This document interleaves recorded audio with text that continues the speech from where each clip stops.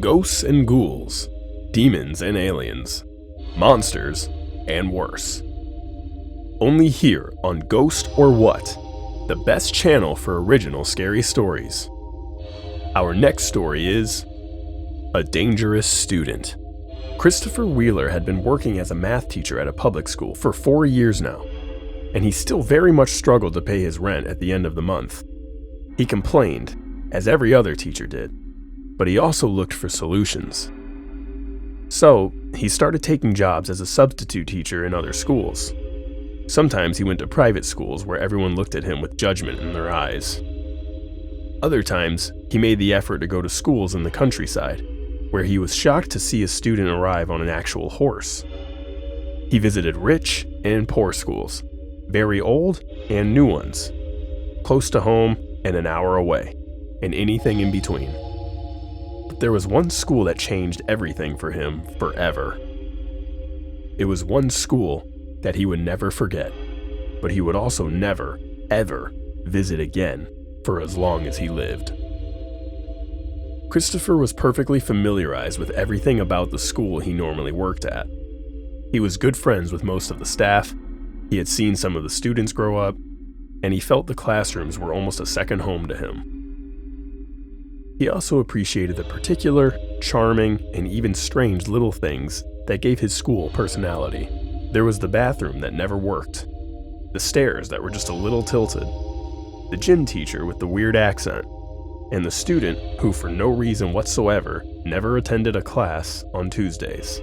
For those little unexplainable things he was so used to, he learned not to question the strange things he sometimes saw in other schools. However, when he saw a student, just a kid, in trouble or possibly in danger, he would have always done something about it. His kindness would come at a terrible price, though, and Christopher would almost regret listening to his own heart. One day, Christopher was working as a substitute teacher at a different and unfamiliar school on the outskirts of town. It was a pretty old building with creaking floors, leaks on the ceiling, and visible repairs everywhere.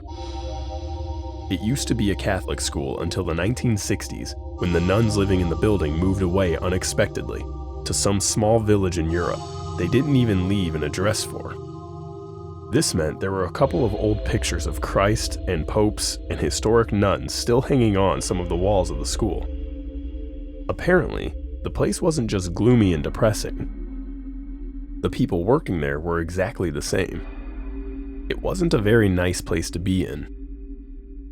Still, Christopher was unlucky enough to have to work that day late, until all the students left and the school was closing. That's why he was so surprised to hear a sweet and childish voice call his name when he was about to walk out the door. "Goodbye, Mr. Wheeler," a little boy around 7 years old said to him. Christopher smiled gently in response. He didn't recognize him, but he couldn't let the students think that he didn't care about them. So, Christopher addressed him. "Hey kid, what are you still doing here?" The boy laughed mischievously. "You don't remember my name, do you?" he asked. And as soon as he caught Christopher's guilty grimace, he added, "It's okay, my name's Philip, but everyone always forgets.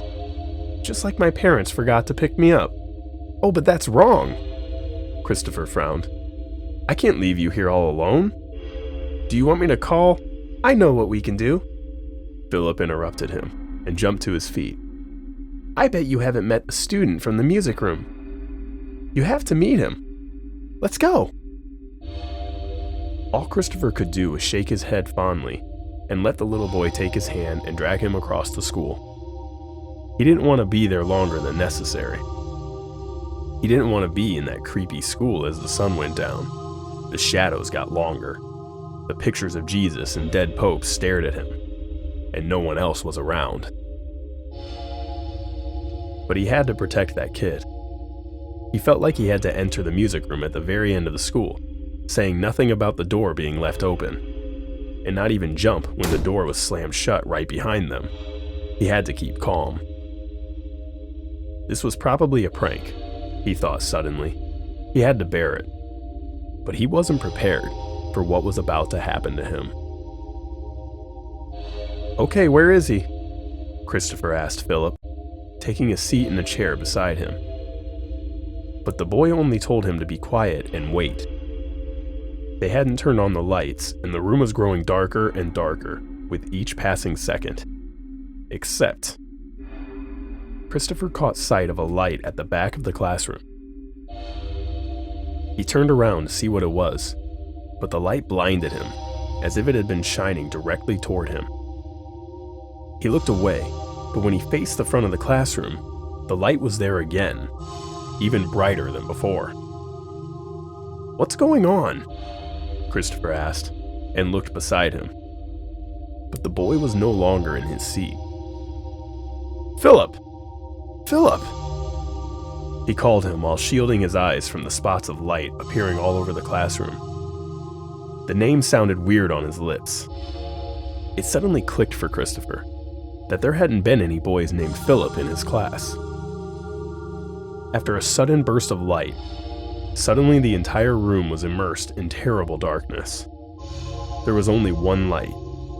One boy dressed completely in white on one of the chairs. He had his head hung low, and his shoulders were shaking. But Christopher couldn't tell if the boy was laughing or crying. Then the mysterious boy raised his hand and pointed at the front of the classroom, where bloody red letters were scratched on the wall, saying, "Philip is here." Christopher gasped. He was shaking. His heart was beating wildly. He looked toward the strange boy again and found the seat completely empty. That's when a small hand landed on his shoulder. He started screaming as loud as humanly possible. But then there were two pairs of hands wrapping around his neck, with a force that was too much for a kid, too much for a simple human. After a few more seconds of that, Christopher fainted.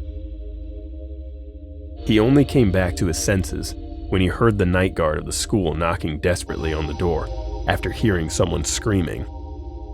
Christopher was on the floor. All he had to do was get up, open the door, and he would be able to walk away from that nightmare, right? But there was a problem. There was a terrible problem. Christopher heard something behind him, a little boy crying. It was his instinct to help and protect all his students, but he had a strong suspicion that he was hearing a little boy, but a demon of unimaginable power. Did you think that was the end? The terror never ends. Subscribe to our channel to hear more horror stories, only on Ghost or What.